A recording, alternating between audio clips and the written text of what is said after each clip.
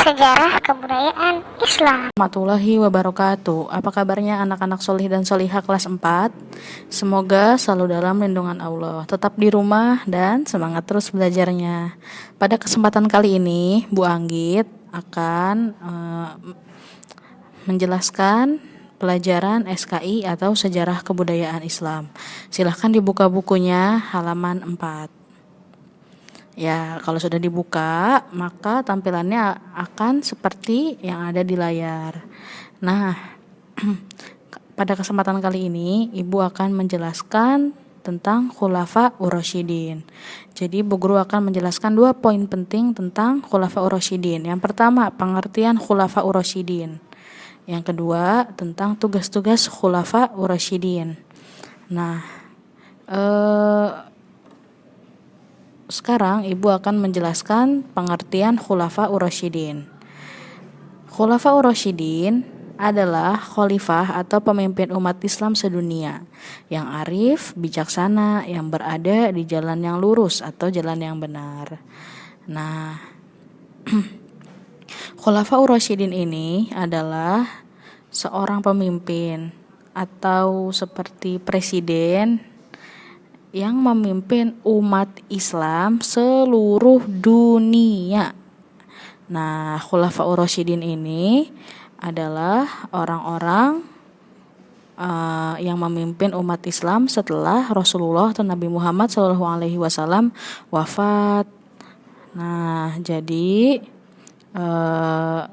setelah Nabi Muhammad wafat, Khulafa Ur-Rasyidin inilah yang memimpin umat-umat Islam di dunia. Nah, mereka adalah 4 sahabat paling utama yang terpilih menjadi pemimpin kaum muslimin setelah Rasulullah wafat. Mereka adalah pembesar ulama para sahabat Rasulullah.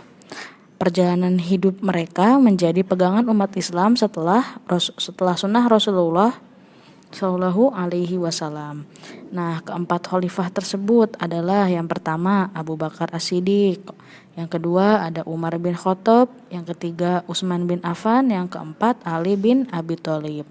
Jadi setelah Rasulullah wafat, yang menggantikannya itu Khulafa Ur-Rasyidin.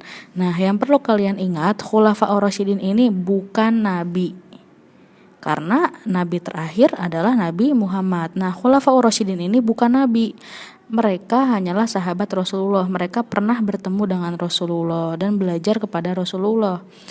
Nah, orang-orang inilah yang terpilih menjadi pemimpin umat Islam sedunia. Perlu diingat, Khulafa Ur-Rasyidin itu bukanlah nabi. Karena nabi terakhir kita adalah Nabi Muhammad SAW.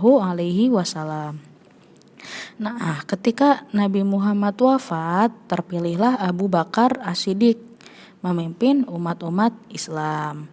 Setelah Abu Bakar wafat, digantikan oleh Umar bin Khattab. Nah, setelah Umar bin Khattab wafat, digantikan oleh Utsman bin Affan. Kemudian setelah Utsman wafat, digantikan oleh Ali bin Abi Thalib. Nah, mereka berempat ini disebut Khulafa Ur-Rasyidin, yang artinya pemimpin umat Islam sedunia. Jadi nggak cuma di Arab aja, tapi di dunia ini umat Islamnya dipimpin oleh Khulafa Ur-Rasyidin ini. Kemudian apa sih tugasnya Khulafa Ur-Rasyidin? Nah, sekarang kita baca. Keempat khalifah itu selain berhasil dalam bertugas melanjutkan perjuangan Rasulullah menegakkan tauhidullah.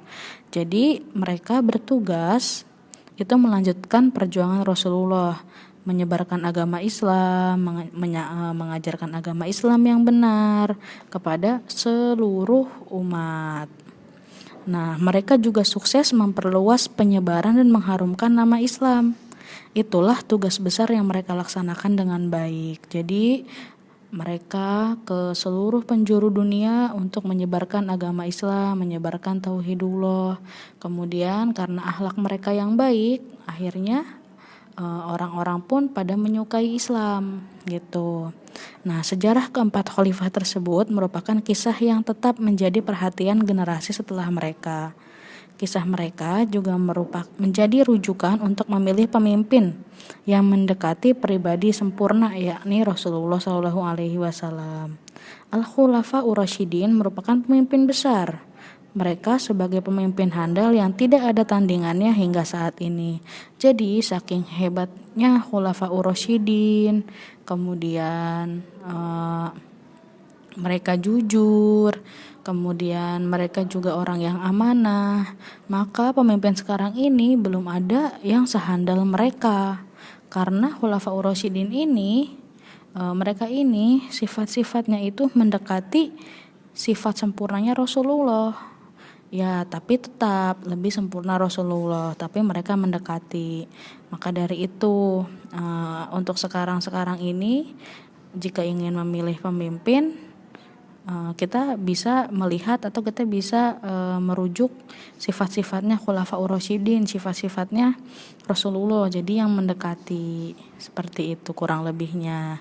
Nah, nanti pada pertemuan selanjutnya kita akan membahas tentang Abu Bakar As-Siddiq.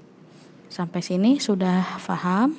Kalau belum paham boleh ditanyakan kepada Bu Guru.